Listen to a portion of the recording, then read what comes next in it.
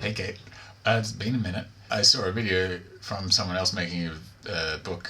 I saw a video this morning about someone else talking about books, and basically he said that stuff got in the way. I won't link. I was going to say I'll link the thing down below. You don't have time. You're too busy. But yes, the video that he made was actually like 5 books that changed my life, and I think that was, I don't know, I think it was cool.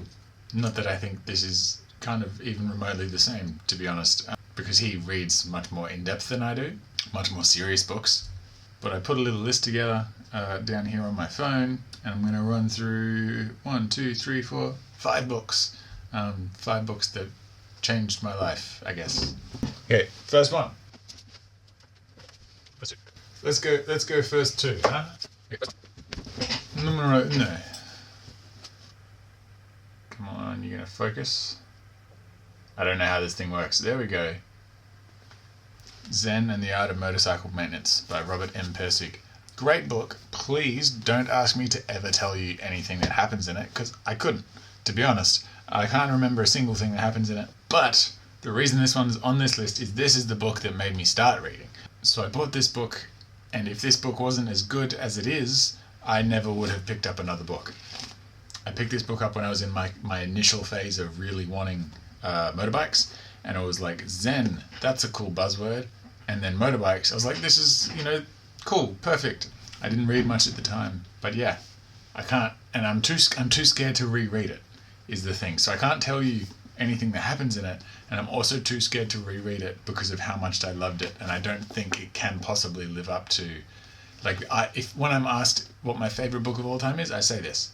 And that's like no small thing. So like the idea of rereading it when I actually can't tell you anything that happened in it, I just don't want to do it.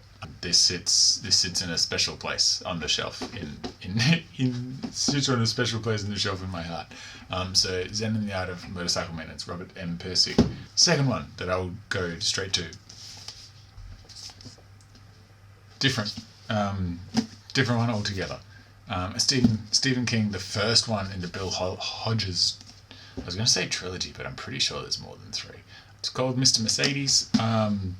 This is what got me into Stephen King, which, let me see if I can do this. There you go. That's all the Stephen King up there, up on that shelf. So, I've read a bit of Stephen King, and I enjoy it. He is kind of like my brain, like I'll switch my brain off and read a Stephen King book. He's maybe like one of 5 authors that it's like I can tell it's him. Like you could give me one of his books, scratch the cover page, take his name off the thing, and I could read it and I could tell you it's his. So it's just like even though his books are horror, thriller type of books, they're like a comfort thing, like his style of writing, the way his characters talk. Even though I just finished Under the Dome, which is up there on the shelf as well. Tough for something that I think was like over 800 pages. Yeah. So yes, Stephen King, Mr. Mercedes. It was actually on a recommendation that I picked that one up, and I'm not necessarily super close with the person who recommended it to me initially. But I think that's a cool thing about books is like all of the books on all of these shelves have like a little story, and I look at them, and that's why I like holding on to them. That's why I like having like a library of books, is because like I look at this and I can tell you where I was when I read it, who recommended it to me, the story behind how I met them, and all that sort of thing, and all I need to do is look at it. On to the next. I should say that this is not me saying what the best books of all time are, because I don't think I take that back. I know I'm not qualified to say that. These are books that will have like a personal story to me. Like I don't think Stephen King is putting Mr. Mercedes on his book. Like the tier list. If he ranked his own books, I don't think he's putting Mr. Mercedes up very high. In saying that, the list is books that changed my life, and for good or bad, Why We Sleep. Matthew Walker. I want to say it's Dr. Matthew Walker now. Either way, Why We Sleep, Matthew Walker. I read this basically as soon as it came out, which was 2017. This is why I'm crazy. This is why I am nuts about when and how I sleep. I am always in sleep. I'm always in bed first. I'm out of bed first, but like I prioritize it a lot more than a lot of people do, to the detriment of a lot of stuff. But this book, honestly, it scared me. This scared me into reading. Jesus Christ, my brain. This book scared me into sleeping more. Still, and it's like almost a decade ago that I read it. Almost a decade. That's a bit dramatic. 2017. But just like details all of the health implications of the important reasons to sleep. Goes into why you need it. What happens if you don't get it? The fact that most people aren't getting enough. Like, I would recommend it. But it just like, it will, if you have the same traits that I have, it will scare you into sleeping more, which may or may not be a great thing. Next spot. Now, there's 5 spots, so it's like a top 5. I'm cheating a little bit and bundling these ones together. So I'm going to bundle The Shepherd's Life, if you can see, by James, and Barbarian Days by William Finnegan together. This one's like surfing memoir, all about his travel. Really, the winner of the William Hill Sports Book of the Year 2016. Couldn't tell you anything about that prize, but it's a prize-winning book. And then this one, I feel like had a moment where everyone read it. He's got a couple books out that I really do. I want to read more. I actually read a book that his wife wrote as well, which was not as good as this.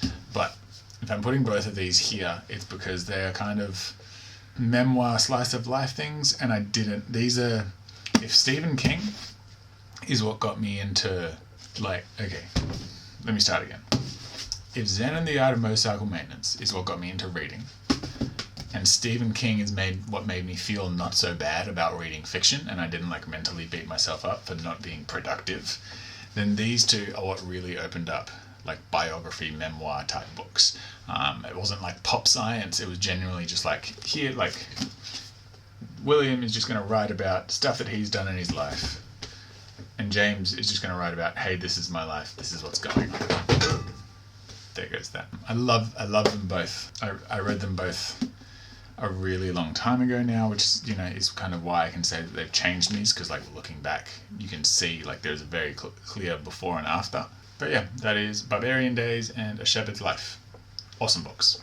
Finally, I said before that none of these were ranked, and really they're not, but this is probably my favorite fiction book of all time. Lonesome Dove, Larry McMurtry.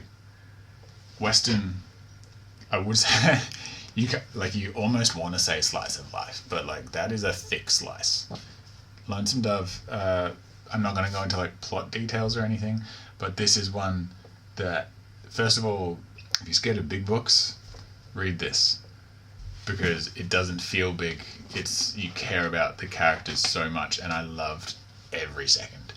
This one really sort of opened me up to like that westerns. Like it is, but it's not. No, it definitely is.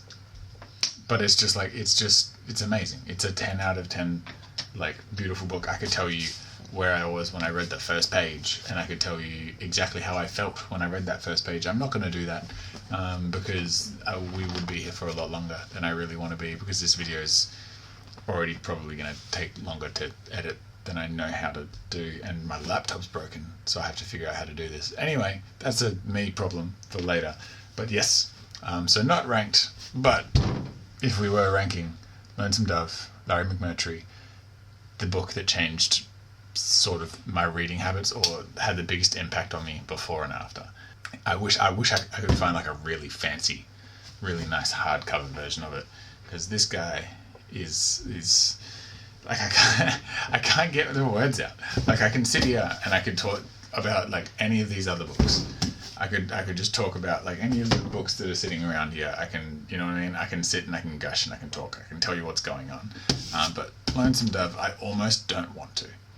It is just so well written, and like you care about the characters that are in it so much more than anything else. It's like if I got stuck on a desert island, this is my one book. Like, this is my one thing. If I'm allowed one thing on a desert island, Don't give me like something to start a fire. Give me this. I guess you could start a fire with this. Don't give me a match. Give me Lonesome Dove.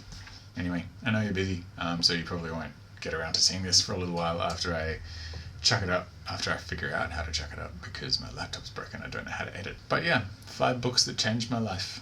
But that's me, and those are 5 books that changed my life. I said I wasn't going to link. I'm going to link the dude that inspired me to make this video, Mr. Reed Reed, in the description, because his videos are like my favorite.